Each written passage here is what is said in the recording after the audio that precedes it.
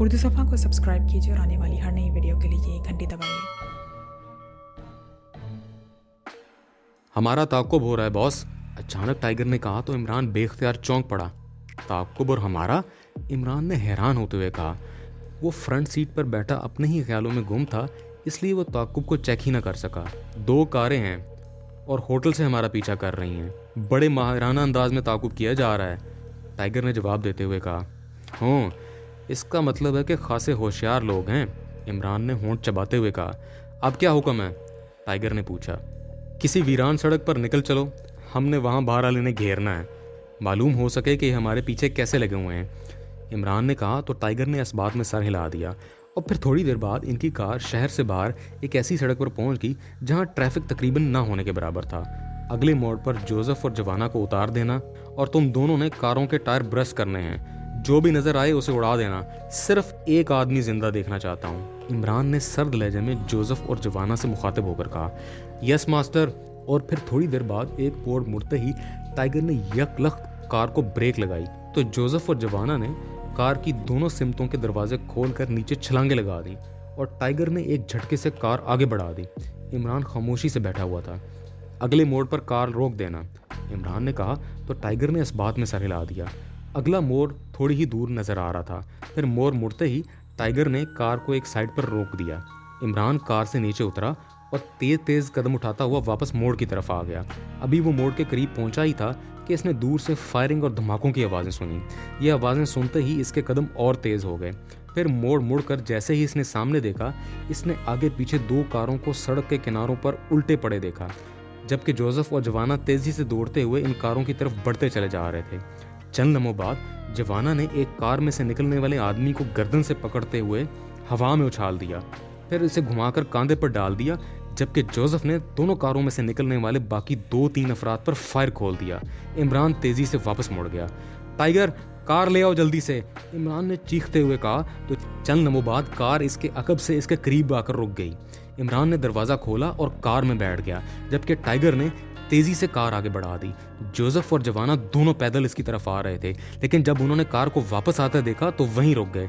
Tiger ने car इनके करीब आकर रोकी।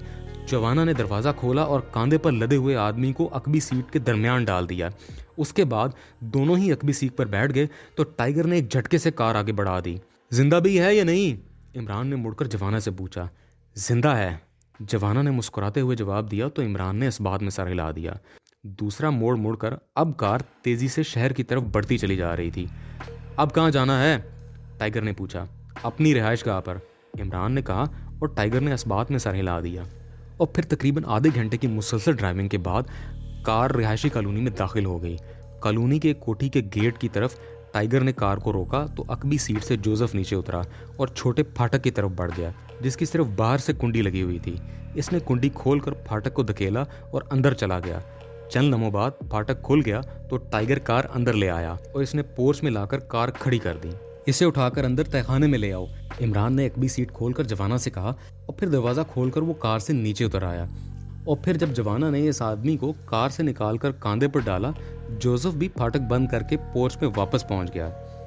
जोसेफ और तुम दोनों बाहर का ख्याल रखो, इमरान ने जोसेफ और टाइगर से कहा और फिर वो तेज तेज कदम उठाता हुआ अंदरूनी दरवाजे की तरफ बढ़ गया।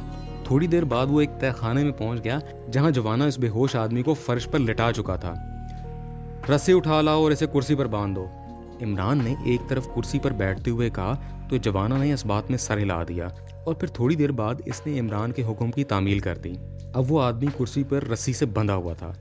इसे होश में ले आओ, इमरान ने कहा तो जवाना ने एक हाथ इसके सर पर और दूसरा कांधे पर रखकर इसके सर को मखसूस अंदाज में थोड़ा सा घुमाया। फिर कांधे पर रखा हुआ हाथ इसने इस आदमी के मुंह और नाक पर रख दिया। चंद लम्हों बाद इस आदमी के जिस्म में हरकत के तासुरात नमूदार होने लगे तो जवाना ने हाथ हटा दिया और फिर पीछे हटकर खड़ा हो गया।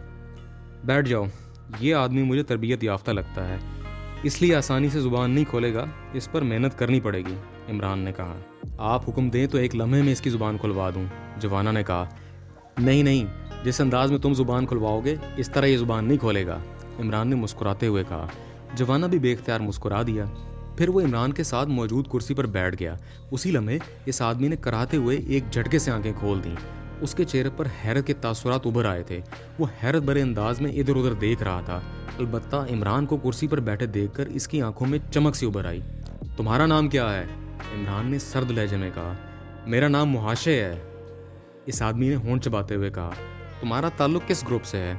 इमरान ने कहा। ग्रुप क्या होता है? मैं तो कारोबारी आदमी हूँ। अपने साथियों के साथ कारोबार करने के लिए जा रहा था कि अचानक धमाका हुआ और कार उलट गई। मैंने बाहर निकलने की कोशिश की तो अचानक मेरी आंखों के सामने अंधेरा छा गया और अब मुझे होश आया है, लेकिन मुझे बांधा क्यों गया है? मेरी तो कुछ समझ में नहीं आ रहा ये सब क्या है। तुम लोग कौन हो? मुहाशे ने होंठ चबाते हुए कहा तो इमरान बेख्तियार मुस्कुरा दिया। जवाना, खंजर मुझे दो।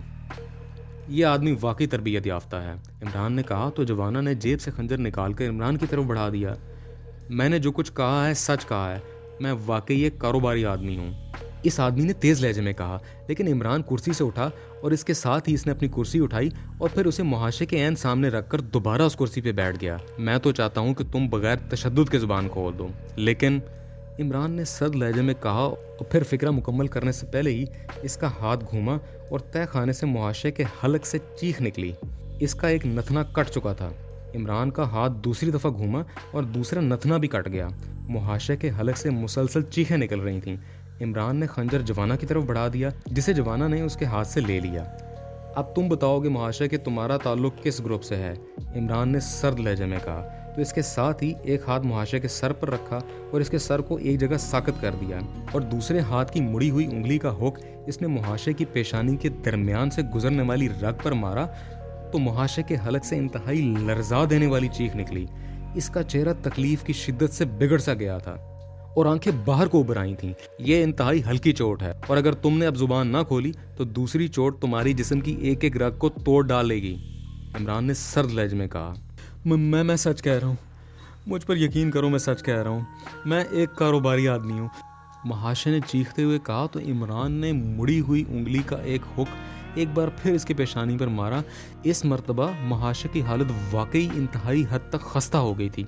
इसका सांस रुक रुक कर आने लगा, इसकी आंखें फैल से गईं, इसका चेहरा इंतहाई हद तक जर्द पड़ गया था। पानी ले आओ जवाना, इमरान ने जवाना से कहा।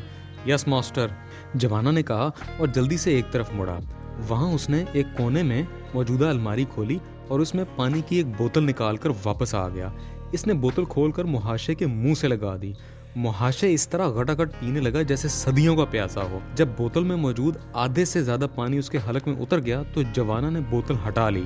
मुहाशे का चेहरा काफी हद तक नॉर्मल हो गया था, लेकिन अब भी वो इसी तरह सांस ले रहा था जैसे मीलों से दूर भागता आया हो। इसका चेहरा पसीने से तर हो चुका था। अब मालूम हुआ कि अजाब किसे कहते हैं।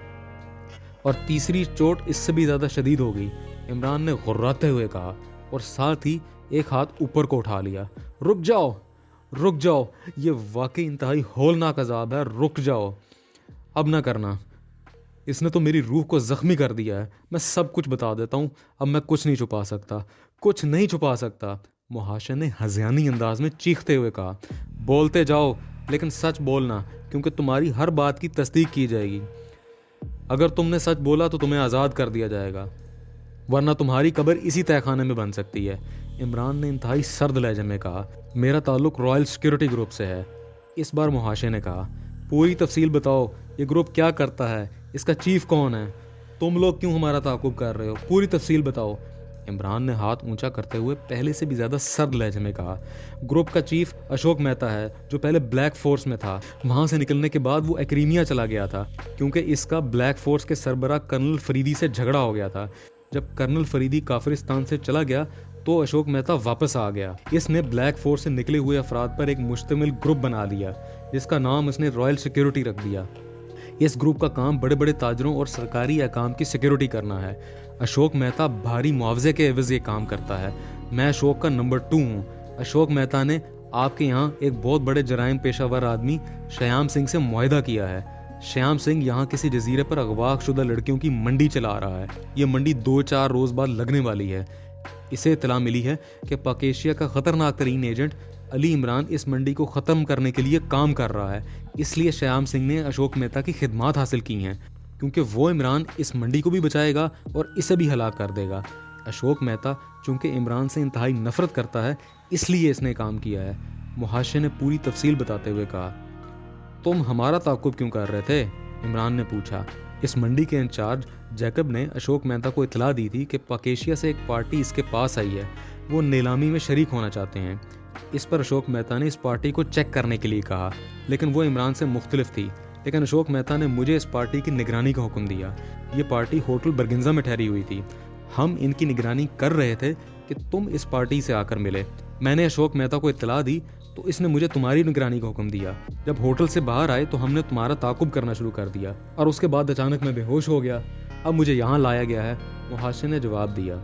अशोक मेहता कहाँ होगा इस वक्त? इमरान ने पूछा। वो किसी खुफिया ठिकाने पर रहता है, उससे सिर्फ ट्रांसमीटर पर रब्ता किया जा सकता है। क्या फ्रीक्वेंसी है इसकी? इमरान ने पूछा तो मुहाशिर ने फ्रीक्वेंसी बता दी। जवाना ट्रांसमीटर ले आओ, इमरान ने जवाना से कहा और जवाना तहखाने की सीढ़ियों की तरफ बढ़ गया। तुम कौन हो? इस बार मुहाशिर ने पूछा। पहले तुमने जो बताया इसकी तस्दीक करा दो, फिर मैं तुम्हें आज़ाद कर दूंगा और अपने मुतल्लिक भी सब कुछ बता दूंगा, इमरान ने कहा तो मुहाशिर होंठ भींचकर खामोश हो गया। थोड़ी देर बाद जवाना ट्रांसमीटर ले आया। इमरान ने ट्रांसमीटर पर मुहाशिर की बताई हुई फ्रीक्वेंसी एडजस्ट की और बटन ऑन करके ट्रांसमीटर मुहाशिर के सामने कर दिया। Hello hello, Muhashir calling boss, over. Muhashir ने कॉल देना शुरू की। इमरान साथ साथ बटन ऑफ करता जा रहा था। यस मेहता अटेंडिंग यू, क्या रिपोर्ट है, ओवर। चंद लम्हों बाद ट्रांसमीटर से एक आवाज़ सुनाई दी। इमरान के होंठों पर बेख्तियार मुस्कुराहट उभर आई, क्योंकि वो अशोक मेहता को पहचानता था। तवील अरसे पहले वो कर्नल फरीदी के साथ था और ख़ासा होशियार आदमी था। फिर एक मिशन के दौरान अचानक इमरान पर फायर कर दिया, जिससे इमरान ज़ख्मी हो गया, लेकिन इसके साथी इसे बचाकर वहाँ से ले गए और इमरान को काफ़ी अरसा हस्पताल में गुजारना पड़ा। लेकिन उसके बाद अचानक अशोक मेहता गायब हो गया और उसके बाद अब सामने आया था। इमरान इसी तरह इसकी अचानक गुमशुदगी पर यही समझा था कि कर्नल फरीदी ने इसे हुक्म अदूली की बिना पर मौत की सज़ा सुना दी होगी, इसलिए इमरान खामोश हो गया था और इसने कर्नल फरीदी से भी इस बारे में कुछ ना पूछा था। बॉस, वो लोग हमें धोखा देकर गायब हो चुके हैं, हम उन्हें तलाश कर रहे हैं, ओवर। ओह, तो फिर वो यकीनन इमरान और उसके साथी होंगे। ये वही लोग हैं जो तुम जैसे इंतहाई तरबियत याफ्ता अफराद को धोखा दे सकते हैं। उन्हें तलाश करो और जैसे ही उनके बारे में कुछ पता चले फ़ौरन रिपोर्ट करो, ओवर। अशोक मेहता ने तेज़ लहजे में कहा। यस बॉस, ओवर, मुहाशिर ने कहा। इंतहाई एहतियात से काम लेना, ओवर एंड ऑल, दूसरी तरफ से कहा गया और साथ ही राब्ता ख़त्म हो गया। इमरान ने ट्रांसमीटर ऑफ कर दिया और उसे जवाना की तरफ बढ़ा दिया। तुम्हारा हेडक्वार्टर कहाँ है? इमरान ने पूछा। चार्ली रोड पर सुर्ख रंग की इमारत है, इस पर रॉयल सिक्योरिटी का बोर्ड मौजूद है। वो बज़ाहिर एक कारोबारी दफ्तर है, लेकिन अकबी हिस्से पे हमारा हेडक्वार्टर बना हुआ है, मुहाशिर ने जवाब दिया। पेशानी पर ज़रबें खाने की वजह से अब वो तीर की तरह सीधा हो चुका था। अशोक मेहता की ज़ाती रिहाइशगाह कहाँ पे है? इमरान ने पूछा। मुझे नहीं मालूम, वो किसी को नहीं बताता, मुहाशिर ने जवाब दिया। इसके ग्रुप के आदमी कितने हैं? इमरान ने पूछा। 20 हैं, मुहाशिर ने जवाब दिया। तुम्हारे अलावा बाकी अफराद कहाँ रहते हैं? इमरान ने पूछा। हेडक्वार्टर में, मुहाशिर ने जवाब दिया। अशोक मेहता के बारे में कोई टिप बताओ जहाँ वो मिल सके, इमरान ने कहा। मुझे नहीं मालूम, वो बेहद पुरअसरार आदमी है, मुहाशिर ने जवाब दिया तो इमरान कुर्सी से उठ खड़ा हुआ। इसे गोली से उड़ा दो, इमरान ने मुड़कर जवाना से मुखातिब होकर कहा और सीढ़ियों की तरफ बढ़ गया। मुझे मत मारो, मैंने सब कुछ बता दिया है, मुहाशिर ने चीखते हुए कहा, लेकिन दूसरे ही लम्हे इसकी चीख तहखाने में गूंजी और फिर खामोशी छा गई। इमरान सीढ़ियां चढ़ता हुआ ऊपर आ गया। वो समझ गया था कि जवाना ने बजाय रिवाल्वर का फायर करने के अपने मखसूस अंदाज में इसकी गर्दन तोड़ दी है। टाइगर, इमरान ने सेटिंग रूम की तरफ बढ़ते हुए टाइगर को आवाज़ दी, जो बाहर पोर्च में खड़ा था। यस बॉस, टाइगर ने तेज़ी से मुड़कर अंदर आते हुए कहा। इमरान सेटिंग रूम में जाकर कुर्सी पर बैठ गया था। तफसीली नक्शा ले आओ और कागज़ भी, इमरान ने कहा तो टाइगर वापस मुड़ गया। चंद लम्हों बाद जवाना भी मुहाशिर की लाश कांधे पर उठाए वहाँ पहुँच गया था। इसकी लाश कहाँ फेंक कर आऊँ? जवाना ने कहा। अभी पड़े रहने दो, बाद में देखेंगे, इमरान ने कहा तो जवाना खामोशी से वापस चला गया। थोड़ी देर बाद टाइगर वापस आया तो उसके हाथ में बड़ा सा एक सफ़ेद कागज़ था और साथ ही एक रोल शुदा नक्शा था। इमरान ने इसके हाथ से नक्शा लिया और इसे खोलकर मेज़ पर रख दिया। बैठो, हमने एक फ्रीक्वेंसी के ज़रिए लोकेशन चेक करनी है, इमरान ने कहा तो टाइगर सर हिलाता हुआ बैठ गया। इमरान ने जेब से पेन निकाला और फिर वो नक्शे पर झुक गया। इसने नक्शे पर लकीरें डालनी शुरू की। वो मुसलसल लकीरें डालता रहा और फिर इसने साफ कागज़ पर नक्शे में देखकर हिंसे लिखने शुरू कर दिए। काफ़ी देर तक वो हिंसे लिखता रहा, फिर उन्हें जमा तफरीक करना शुरू कर दिया। काफ़ी देर तक वो इसी काम में मशगूल रहा। फिर इसने कागज़ के साफ हिस्से पर चंद हिंसे लिखे और उसके बाद इन हिंसों को देख देख कर इसने नक्शे पर एक मरतबा फिर लकीरें डालनी शुरू कर दी। फिर इस जगह जहाँ ये लकीरें एक दूसरे को काट रही थीं, इसने दायरा डाला और झुक कर नक्शे को देखने लगा। स्वामी बिल्डिंग। इमरान ने नक्शे को गौर से देखा और एक तवील सांस ली। ये तो रायचंद रोड पर काफ़ी बड़ा रिहायशी प्लाजा है, टाइगर ने कहा। हाँ, और अशोक मेहता इसी बिल्डिंग में रिहाइश पजीर है और हमने इसे कवर करना है, इमरान ने कहा। अशोक मेहता कौन है? टाइगर ने चौंक कर पूछा तो इसने महाशय से मिलने वाली सारी तफसील बता दी। तो आप इसकी मदद से अब इस जजीरे पर कब्जा हासिल करना चाहते हैं? टाइगर ने कहा। मेरा ख्याल है इसे बहरहाल इल्म होगा कि श्याम सिंह कहाँ है और इस जजीरे पर कब्जा उस वक्त तक नहीं हो सकता जब तक इस श्याम सिंह पर काबू ना पाया जाए, इमरान ने कहा। और इसके साथ ही इसने साथ पड़े हुए फ़ोन का रिसीवर उठाया और इंक्वायरी के नंबर डायल करने शुरू कर दिए। Inquiry please. राब्ता कायम होते ही दूसरी तरफ से आवाज़ आई, स्वामी बिल्डिंग की ऑफिस का नंबर दे दें, इमरान ने कहा। उसे मालूम था कि इस कदर जदीद रिहायशी प्लाजा में इंतज़ामिया का लाजमी ऑफिस बनाया जाता है ताकि प्लाजे में रिहाइश पजीर अफराद की खिदमात सरंजाम दी जा सकें। इसलिए इसने ऑफिस का नंबर तलब किया और दूसरी तरफ से फ़ौरन इसे नंबर बता दिया गया। इमरान ने ऑपरेटर का शुक्रिया अदा किया और क्रेडल दबाकर इसने ऑपरेटर का बताया हुआ नंबर डायल करना शुरू कर दिया। Yes, Swami building office please. राब्ता कायम होते ही दूसरी तरफ से एक नस्वानी आवाज़ सुनाई दी। बोलने वाले की आवाज़ बेहद खूबसूरत थी। अरे आप कब से यहाँ काम कर रही हैं मोहतरमा? इमरान ने हैरत भरे लहजे में बात करते हुए कहा। अलबत्ता वो मोहतरमा कहते हुए अचानक खुद रुक गया ताकि लड़की आदाब के मुताबिक खुद ही अपना नाम बता दे। मेरा नाम रूपा है और मैं 4 साल से यहाँ काम कर रही हूँ। लेकिन आप कौन हैं और आपने ये बात क्यों पूछी? उसके लहजे में शदीद हैरत नुमाया थी। मैं इसलिए पूछ रहा था मिस रूपा कि मैं तो कई बार स्वामी बिल्डिंग गया हूँ लेकिन मैंने आपको वहाँ नहीं देखा, इमरान ने मुस्कुराते हुए कहा। ये कैसे हो सकता है, क्योंकि मैं तो ऑफिस में मौजूद होती हूँ और अगर आप ऑफिस में आए होंगे तो यकीनन आपने मुझे देखा होगा। रूपा बिल्कुल एक सीधी सादी लड़की थी, इसलिए वो हर बात पर बेहद हैरत का इजहार कर रही थी। ओह, इसलिए मैं आप जैसी खूबसूरत खातून को देखने से महरूम रहा। मुझे अब वाकई अफसोस हो रहा है। अगर मैं काफिरिस्तान में होता तो एक लम्हे में उड़कर आपके ऑफिस पहुंच जाता, लेकिन अब क्या करूं, इस वक्त ग्रैंडलैंड में हूं, इमरान ने जवाब देते हुए कहा। आपने मुझे बगैर देखे कैसे अंदाज़ा लगा लिया कि मैं खूबसूरत हूँ? रूपा ने इस मरतबा मुस्कुराते हुए लहजे में कहा। चूंकि वो औरत थी इसलिए इमरान के मुंह से अपनी तारीफ सुनकर इसके लहजे में मुस्कुराहट आ जानी यकीनी थी। मिस रूपा, आपकी आवाज़ इस कदर मुतरन्निम और दिलकश है कि मुझे यकीन है कि इस कदर मुतरन्निम और दिलकश आवाज़ की मालिक यकीनन हसीना आलम ही हो सकती है। मैं तो यहाँ इतनी दूर बैठे तसव्वुर में आपको देख रहा हूँ। मेरा वादा है कि मैं जल्द से जल्द काफिरिस्तान पहुँचकर सबसे पहले आपसे मिलूँगा। ये यकीनन मेरे लिए एजाज़ होगा, इमरान ने और ज़्यादा तारीफ़ करते हुए कहा। इस तारीफ़ का बेहद शुक्रिया। आप ज़रूर तशरीफ़ लाएं, मुझे इस्तकबाल करके मुसर्रत होगी। रूपा के लहजे में मुसर्रत नुमायाँ थी। आपके लिए नहीं, ये मेरे लिए एजाज़ होगा। बहरहाल आप वहाँ मौजूद हैं, आप मुझे बताएंगी कि क्या अशोक मेहता साहब अपने ऑफिस में मौजूद हैं या नहीं? इमरान ने मुस्कुराते हुए कहा। अशोक मेहता साहब? एक मिनट, ये नाम तो मेरे जहन में नहीं है। मुझे चार्ट देखना होगा या फिर इनके फ्लैट का नंबर बता दें। नंबर तो मुझे मालूम नहीं है, उन्होंने कहा था कि ऑफिस से फ़ोन कर लेना, इमरान ने जवाब दिया। 1 मिनट होल्ड ऑन करें, दूसरी तरफ से कहा गया। Hello mister. चंद लोगों बाद रूपा की आवाज़ सुनाई दी। मेरा नाम रूप सिंह है, इमरान ने जवाब दिया तो रूपा बेख्तियार खिलखिलाकर हंस पड़ी। ओहो, फिर तो हमारे नाम भी एक जैसे हैं। बहरहाल अशोक मेहता साहब स्वामी बिल्डिंग में तो नहीं रहते, मैंने चेक कर लिया है, उसने हंसते हुए कहा। यह कैसे मुमकिन है, वो यहीं रहते हैं। वैसे बड़ा पुरस्कार आदमी है, हो सकता है इसने अपना नाम ही बदल लिया हो। फिर कैसे मालूम हो सकता है? मैं आपको उसका हुलिया बता देता हूँ, इमरान ने कहा। इसके साथ ही इसने अपने जहन पर जोर देकर वो हुलिया बता दिया जो इसके जहन में मौजूद था, क्योंकि मुहाशे से अशोक का हुलिया पूछना वो भूल गया था, इसलिए अपनी याददाश्त का सहारा लेना पड़ा। ओ, ये हुलिया तो राम वर्मा से तकरीबन मिलता जुलता है, रूपा ने चौंकते हुए लहजे में कहा। राम वर्मा? हाँ, मुझे याद आ गया, उसने ये नाम भी लिया था, मेरे जहन से उतर गया था। बहरहाल क्या आप अब मालूम कर सकती हैं कि वो फ्लैट में मौजूद हैं या नहीं? इमरान ने कहा। जी हाँ, मैंने इन्हें 10 मिनट पहले लिफ्ट में जाते देखा है, वो यकीनन फ्लैट में होंगे। क्या मैं आपकी इनसे बात करा सकती हूँ? रूपा ने कहा। ओह, क्या इनके फ्लैट में अलहदा फ़ोन नहीं है? इमरान ने चौंक कर पूछा। फ़ोन तो है, लेकिन ऑफिस से भी इससे रब्ता हो सकता है। रूपा ने जवाब दिया, नहीं, मेरा आदमी खुद जाके इनसे मुलाकात करेगा। वैसे इनका फ़ोन नंबर क्या है? ऐसा ना हो कि फ़्लैट का नंबर ही तब्दील हो चुका हो और मेरा आदमी वहाँ से मायूस लौट आए। इमरान ने कहा, इनके फ्लैट का नंबर 101 है, तीसरी मंजिल। रूपा ने जवाब दिया, ओके, बेहद शुक्रिया। जब तक आपसे मुलाकात ना होगी वाकई चैन नहीं आएगा। इमरान ने ठेठ आशकों से लहजे में कहा, आप जल्द से जल्द आने की कोशिश करेंगे ना? रूपा ने लाड़ भरे लहजे में कहा, बिल्कुल ज़रूर। और हाँ, मेरी दरख्वास्त है कि मेरे फ़ोन के बारे में अशोक मेहता साहब को ना बताया जाए, वरना वो गायब हो जाएंगे और मेरा ज़रूरी काम रह जाएगा।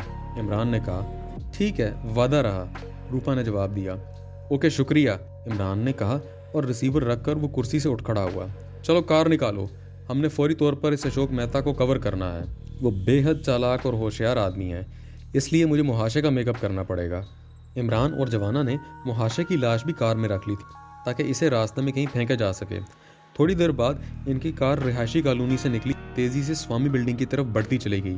रास्ते में वीरान जगह पर इमरान के कहने पर टाइगर ने कार रोकी तो जवाना ने मुहाशे की लाश कार से निकालकर सड़क के करीब एक गड्ढे में फेंक दी और वापस आकर कार में बैठ गया। थोड़ी देर बाद कार स्वामी बिल्डिंग की अजीमुशान 8 मंजिला इमारत के कंपाउंड में दाखिल हुई। एक तरफ पार्किंग बनी हुई थी। टाइगर कार इस पार्किंग में ले गया और एक खाली जगह पर इसने कार पार्क कर दी। थोड़ी देर बाद वो सब लिफ्ट में तीसरी मंजिल पर पहुंच गए। 101 नंबर फ्लैट का दरवाज़ा राहदारी के आखिरी हिस्से में था। दरवाजे के बाहर राम वर्मा के नाम की प्लेट भी मौजूद थी। फ्लैट के दरवाजे की साख बता रही थी कि फ्लैट साउंड प्रूफ है। इमरान ने साइड पर लगे हुए डोर फोन के नीचे मौजूद कॉल बेल का बटन दबा दिया। कौन है? अंदर से तहकुमाना सी आवाज़ सुनाई दी और इमरान बेइख्तियार मुस्कुरा दिया क्योंकि ये वाकई आवाज़ अशोक मेहता की थी। वो उसकी आवाज़ इस मुहाशे के साथ ट्रांसमीटर पर होने वाली गुफ्तगू में सुन चुका था। मुहाशे बॉस, इमरान ने मुहाशे की आवाज़ में कहा। क्या तुम यहाँ कैसे पहुँच गए? अशोक मेहता की आवाज़ में बेपनाह हैरत थी। मैं शदीद ज़ख्मी हूँ बॉस, आपको अहम तरीन इत्तला देनी है, इसलिए मुझे खुद आना पड़ा। इमरान ने इस बार कदरे कराहते हुए कहा। तुम अकेले हो, बाकी टीम कहाँ है? अशोक मेहता ने कहा। वो बाकी सब हलाक कर दिए गए हैं बॉस। इमरान ने जवाब दिया। ओ अच्छा, 1 मिनट में दरवाज़ा खोलता हूँ, अशोक मेहता ने कहा और इमरान ने अपने साथियों को साइड में हो जाने का इशारा दिया क्योंकि इसने दरवाजे में मौजूद चेकिंग आई ग्लास को देख लिया था और ख़ुद इस अंदाज में खड़ा हो गया था कि अंदर से सिर्फ इसका चेहरा और गर्दन नज़र आ सके। चंद लम्हों बाद दरवाज़ा खुला और इसके साथ ही इमरान बिजली की तेज़ी से दरवाजे पर मौजूद अशोक मेहता को धकेलता हुआ अंदर दाखिल हुआ। तुम, अशोक मेहता ने कदरे बुखलाए हुए लहजे में कहा, लेकिन दूसरे ही लम्हे इमरान के दोनों हाथों में हरकत आ गई। अशोक मेहता चीखता हुआ हवा में उछला और फिर एक धमाके से नीचे बिछे हुए कालीन पर जा गिरा। इसका जिस्म एक लम्हे में तड़प कर साकित हो गया। अशोक मेहता का चेहरा इंतहाई तेजी से स्याह पड़ता जा रहा था। इमरान तेजी से झुका। इसने अशोक मेहता का सर पकड़कर एक खास अंदाज में झटका देकर घुमा दिया और फिर हाथ छोड़कर सीधा हो गया। अशोक मेहता का स्याह पड़ता हुआ चेहरा पहले की तरह नॉर्मल होने लगा, लेकिन वो इसी तरह बेहोश पड़ा हुआ था। इसी दौरान इमरान के साथी न सिर्फ अंदर दाखिल हो चुके थे बल्कि दरवाजा भी बंद कर चुके थे। उसके बाद पूरे फ्लैट में फैलकर उन्होंने उसे चेक करना शुरू कर दिया। और कोई नहीं है फ्लैट में, जवाना ने वापस आते हुए कहा। इसे उठाओ और अंदर कमरे में किसी कुर्सी पर बिठा दो, इमरान ने जवाना से कहा और जवाना ने फर्श पर बेहोश पड़े हुए अशोक मेहता को उठाया और अंदरूनी कमरे की तरफ बढ़ गया। अंदरूनी तरफ एक सिटिंग रूम बना हुआ था। जवाना ने बेहोश अशोक मेहता को एक तरफ कुर्सी पर बिठाया ही था कि टाइगर रस्सी का गुच्छा लेकर वहां पर पहुंच गया। फिर इन दोनों ने अशोक मेहता को रस्सी के साथ कुर्सी से अच्छी तरह जकड़ दिया। अब इसे होश में ले आओ टाइगर, इमरान ने सामने वाली कुर्सी पर बैठते हुए कहा तो टाइगर ने दोनों हाथों से इसकी नाक और मुंह बंद कर दिए। चंद लम्हों बाद अशोक मेहता के जिस्म में हरकत के तासुरात नमूदार होने लगे तो वो पीछे हट गया और फिर थोड़ी देर बाद अशोक मेहता ने कराहते हुए आंखें खोल दीं। चंद लम्हों बाद उसकी आंखों से लाशऊरी कैफियत झलकती रहीं, लेकिन फिर आहिस्ता आहिस्ता इसका शऊर बेदार हो गया और साथ ही वो अपने सामने बैठे हुए इमरान और उसके अकब में जोसेफ और जवाना और टाइगर को देखकर चौंक पड़ा। तुम महाशय, ये कौन है? ये क्या हो रहा है? अशोक मेहता ने कहा तो इमरान बेख्तियार हंस पड़ा। जब तुम कर्नल फरीदी के साथ थे तब तो तुम बेहद ज़हीन और होशियार थे और इसके साथ साथ तुम बेहद माहिर लड़ाका और बेहतरीन निशानेबाज भी थे। यही वजह है कि मुझे दरवाज़ा खुलते ही फौरी तौर पे कार्रवाई करनी पड़ी ताकि तुम्हारे होशियार होने से पहले ही बेहोश किया जा सके। लेकिन तुमने होश में आने के बाद ये बात कहकर साबित कर दी है कि कर्नल फरीदी का साथ छोड़ते ही तुम्हारा जहन मफलूज हो चुका है। इमरान ने मुस्कुराते हुए कहा। क्या मतलब? अशोक मेहता ने होंठ चबाते हुए कहा। जाहिर है मुहाशे तुम्हारा मातहत है और इसलिए वो तुम पर इस तरह हमला नहीं कर सकता। फिर मेरे साथियों को देखने के बावजूद तुम अब तक ये नहीं समझ सके कि मैं कौन हूँ। इस बार इमरान ने अपने लहजे में बात की तो अशोक मेहता बेख्तियार चौंक पड़ा। ओ तुम अली इमरान, तुम और यहाँ? मैं तो सोच भी नहीं सकता था कि तुम यहाँ इस अंदाज में आ सकते हो, अशोक मेहता ने हैरत भरे लहजे में कहा। जब तुमने मेरे खिलाफ श्याम सिंह से मुआहदा किया था तो तुम्हें खुद सोच लेना चाहिए था कि अली इमरान से मुलाकात नागुज़ीर हो चुकी है। इमरान ने मुस्कुराते हुए जवाब दिया। ठीक है, मुझसे वाकई हमाकत हुई है। मैं दरअसल धोखा खा गया था। मेरा ख्याल था कि तुम कांचीपुरम जजीरे पर बराह रास्त हमला करोगे, इसलिए मैंने अपनी तमाम प्लानिंग वहाँ तुमसे बदला लेने के लिए बनाई थी। मुझे मुहाशे ने रिपोर्ट दी थी कि पकेशिया की एक आलमी पार्टी सामने आई है, लेकिन ये पार्टी एक मर्द और एक औरत पर थी। इसका मर्द कदोकामत बहरहाल तुमसे यकसर मुख्तलिफ था, इसलिए मैंने तवज्जो ना की। फिर मुहाशे ने मुझे रिपोर्ट दी थी कि इस पार्टी से 4 अफराद मिलने आए हैं, तो फिर भी मैंने इस तरफ तवज्जो ना दी और ना निगरानी का हुक्म दिया। अशोक मेहता ने एक तवील सांस लेते हुए कहा। और जब मुहाशे ने तुम्हें तीसरी रिपोर्ट दी कि जिनकी तुम निगरानी कर रहे हो वो उसे धोखा देकर गायब हो गए हैं, तो तब तुमने समझ लिया कि ये लाजमन मैं और मेरे साथी होंगे। लेकिन इसके बावजूद तुम इत्मीनान से वहां मौजूद रहे, इमरान ने कहा। मुझे 100% यकीन था कि मेरे इस फ्लैट का इल्म मेरे अलावा और किसी को नहीं हो सकता, हत्ता कि मुहाशे को भी इल्म नहीं था। इसलिए तो मैं मुहाशे की यहाँ आमद पर हैरान रह गया था। लेकिन मुहाशे मेरा अपना बंदा था, इसलिए मैंने सोचा हो सकता है कि इसे मेरे बारे में किसी ने बता दिया हो, लेकिन मेरे तो ये तसव्वुर में भी न था कि तुम यहाँ तक पहुँच जाओगे, अशोक मेहता ने कहा। अब मैं क्या कहूँ, तुम तो वाकई अकल से पैदल हो, इसलिए इस हुलिये में भी यहाँ रहते हो। सिर्फ नाम बदल कर ये समझते हो कि तुम्हारी रिहाइश का किसी को इल्म ना हो सकेगा, इमरान ने मुंह बनाते हुए कहा। लेकिन इसके बावजूद यहाँ का इल्म किसी को भी नहीं हो सकता था। कभी किसी को ना यहाँ का फ़ोन नंबर बताया गया न पता। मैं यहाँ आदमियों के साथ ट्रांसमीटर पर ही बात करता था, अशोक मेहता ने कहा। तो इमरान हंस पड़ा। अब फ्रीक्वेंसी की मदद से लोकेशन तलाश करना सिर्फ हिसाब किताब की बात रह गई है।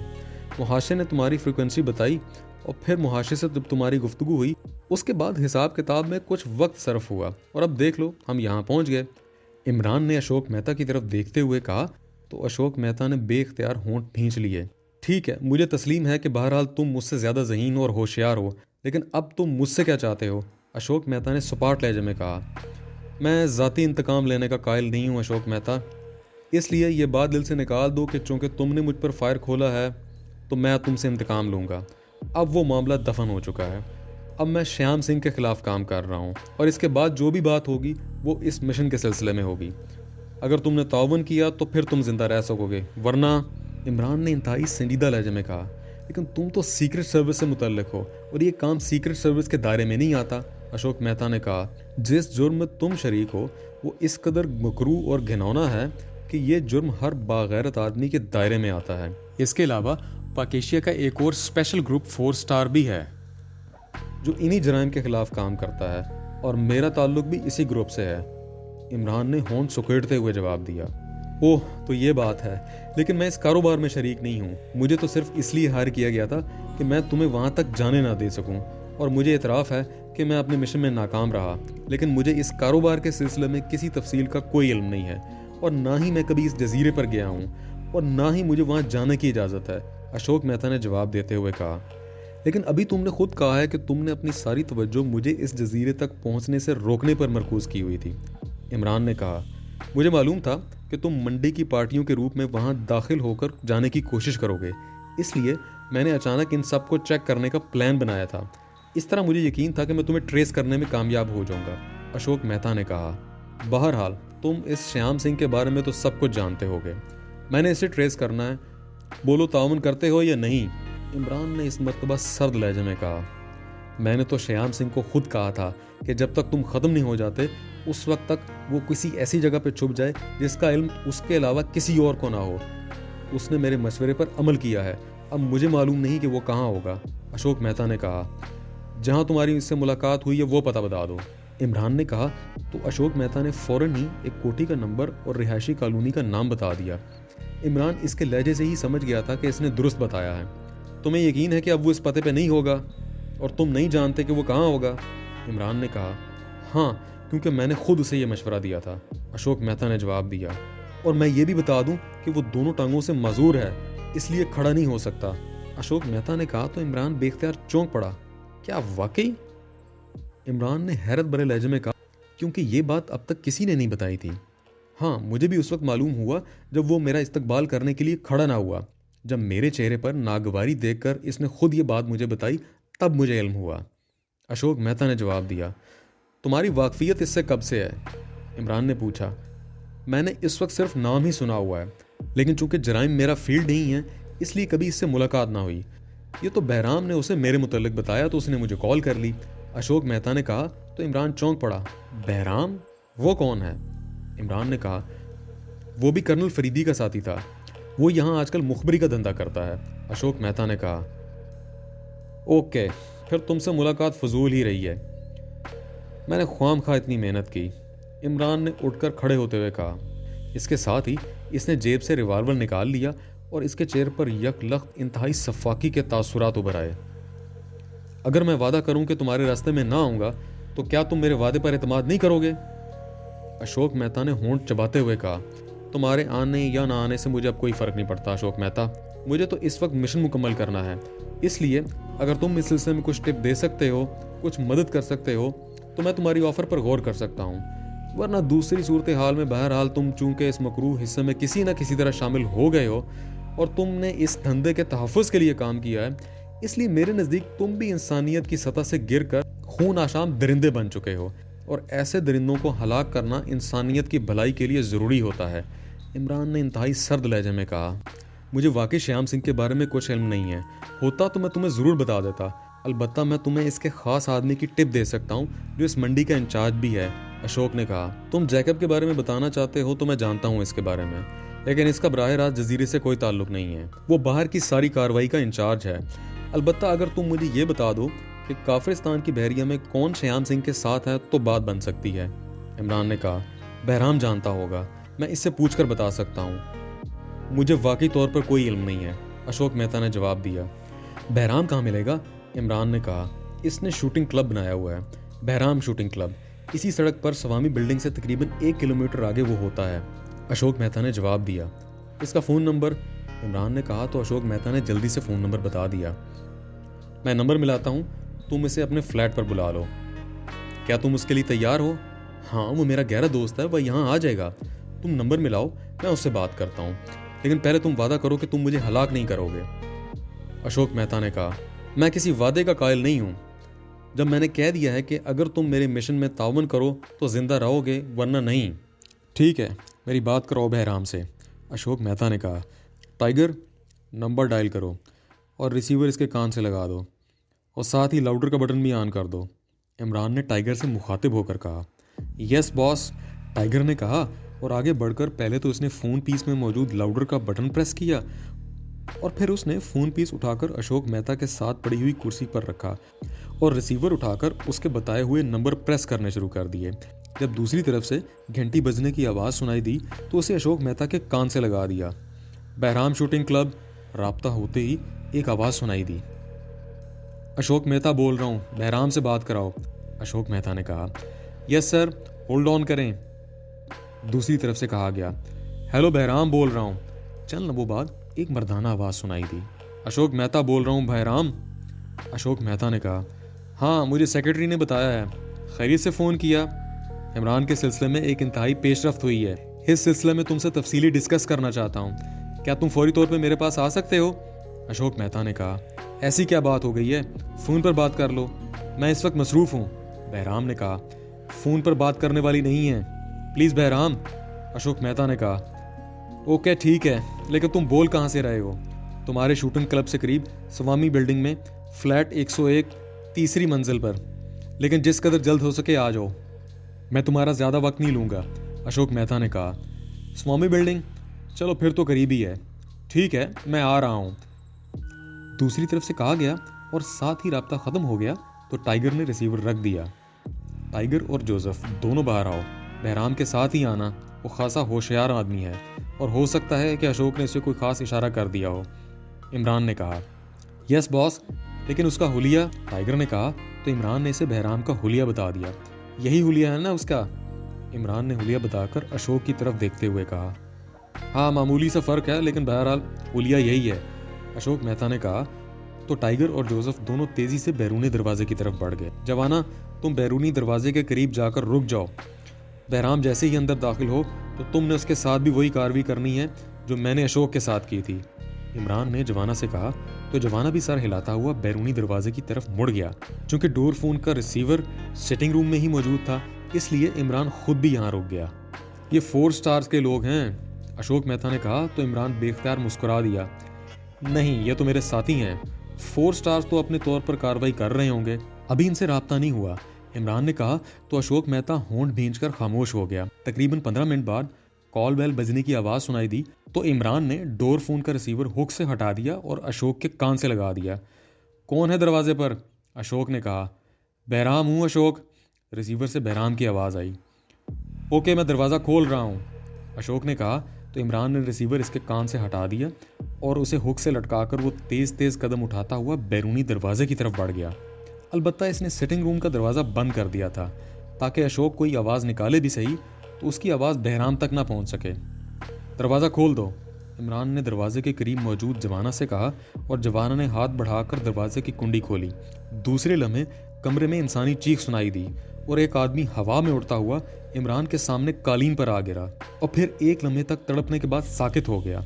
जवाना ने दरवाज़ा खोलते ही हाथ बढ़ाकर दरवाजे पर मौजूद बहराम को गर्दन से पकड़कर हवा में उछालकर अंदर फेंक दिया था और इस अंदाज में फेंका था कि गर्दन में बल आ गया था और वो फौरी तौर पर बेहोश हो गया था। इसका चेहरा भी अशोक की तरह स्याह पड़ता जा रहा था। इमरान ने झुककर इसका सर एक झटके से उठाया और इसकी गर्दन में आ जाने वाले बल को सीधा कर दिया। इसी लम्हे टाइगर और जोसेफ अंदर दाखिल हो गए। ये अकेला ही आया है बॉस, टाइगर ने कहा। तो इमरान ने इस बात में सर हिला दिया। इसे उठाकर अशोक के साथ ही कुर्सी पर बांध दो, इमरान ने जवाना से कहा और जवाना ने झुककर उसे उठाया और सिटिंग रूम की तरफ बढ़ गया। इमरान भी दरवाज़ा खोलकर सिटिंग रूम में दाखिल हुआ। तुम लोग वाकई मखसूस अंदाज के माहिर हो, मेरी तो समझ में ही तुम्हारा ये दाव नहीं आ सका, अशोक मेहता ने कहा। जवाना ने कांधे पर लदे हुए बेहोश बहराम को एक कुर्सी पर बिठा दिया। थोड़ी देर बाद टाइगर अंदर दाखिल हुआ तो इसके हाथ में रस्सी का गुच्छा मौजूद था। फिर इसने जवाना के साथ मिलकर बहराम को भी कुर्सी के साथ बांध दिया। इसे होश में ले आओ, इमरान ने कहा। तो टाइगर ने हाथ बढ़ाकर बहराम का मुंह और नाक दोनों हाथों से बंद कर दिए। चंद लम्हों बाद जब इसके जिस्म में हरकत के तासुरात नमूदार हुए तो टाइगर ने हाथ हटा लिए और पीछे हटकर इमरान के साथ खड़ा हो गया। ये मैं कहाँ हूँ और तुम मुहाशे, तुम? बहराम ने होश में आते ही सामने बैठे हुए इमरान की तरफ देखते हुए हैरत के लहजे में कहा, ये मुहाशे नहीं है, अली इमरान है। साथ बैठे हुए अशोक मेहता ने कहा। तो बहराम ने चौंक कर उसकी तरफ गर्दन मोड़ी और इसके चेहरे पर पहले से भी ज्यादा हैरत के तासुरात उभर आए। तुम इस हालत में? मगर तुमने तो भी मुझे फोन किया था। बहराम बोलते बोलते रुक गया। वो फोन मैंने इससे कराया था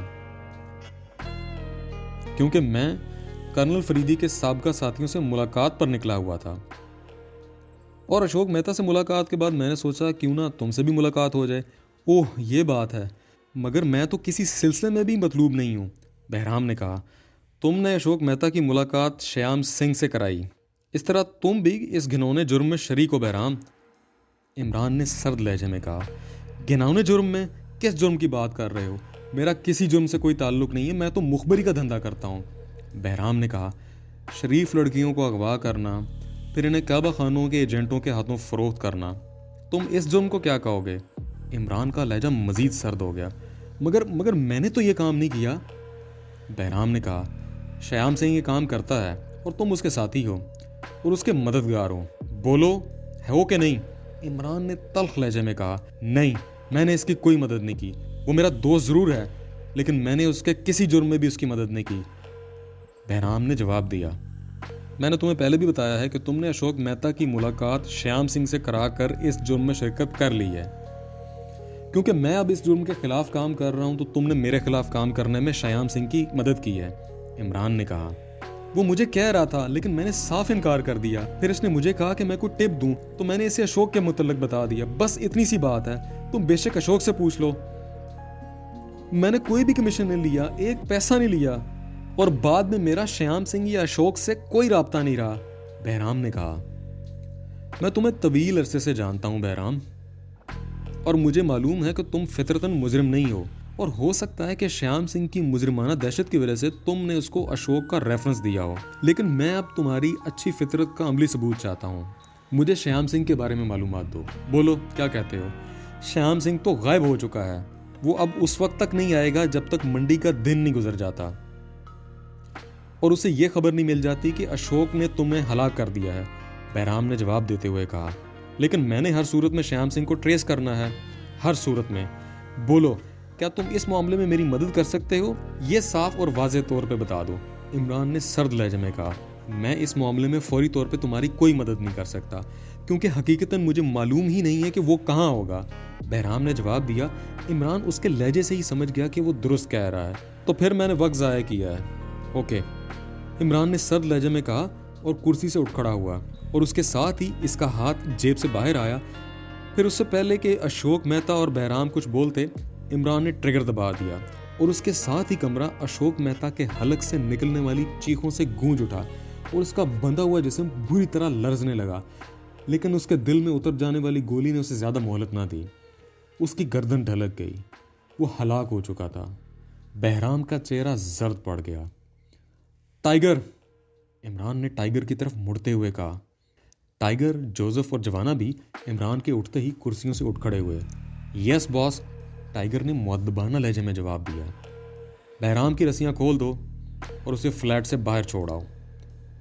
इमरान ने रिवॉल्वर वापस जेब में डालते ही कहा, यस बॉस, टाइगर ने कहा और तेजी से बहराम की तरफ बढ़ने लगा।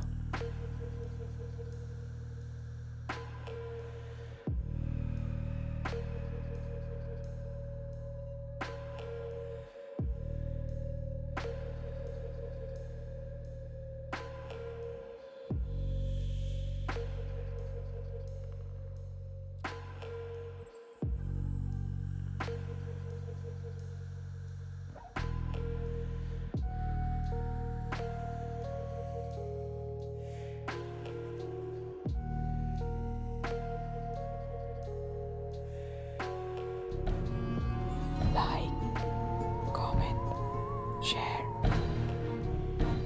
press the bell icon.